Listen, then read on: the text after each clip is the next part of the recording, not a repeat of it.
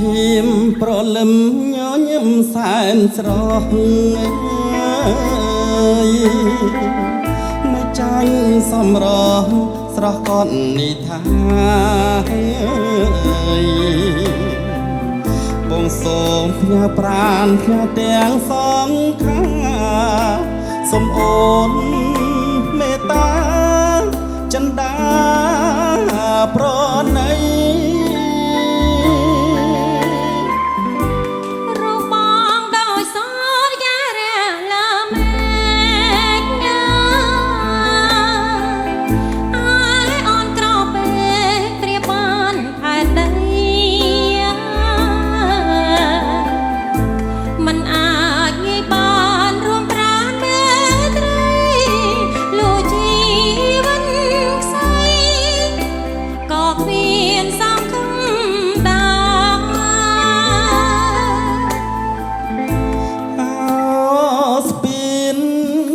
សត្វប្រប្រាស់មន់ស្ទឹងសូមនាងជួយដឹងជួយលឺរឿងស្នេហ៍ជាតិនេះគឺមានតែអូនម្នាក់ទេដែលចិនចងស្នេហ៍ឲ្យថែមអាណិត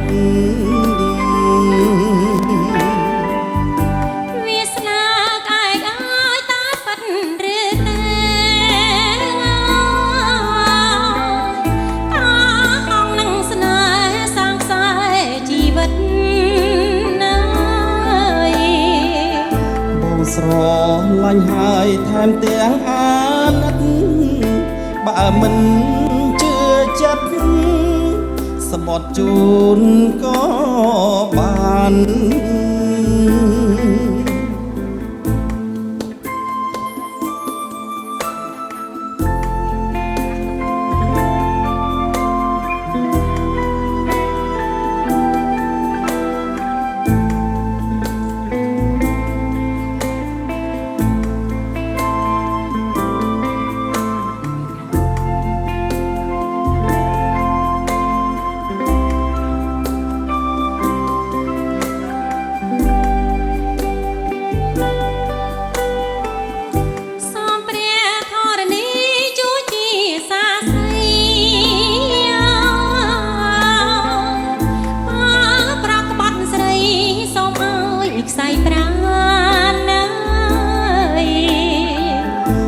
ព្រួយនិមល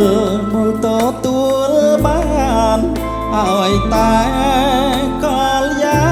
នសង្សារចិត្តអើយ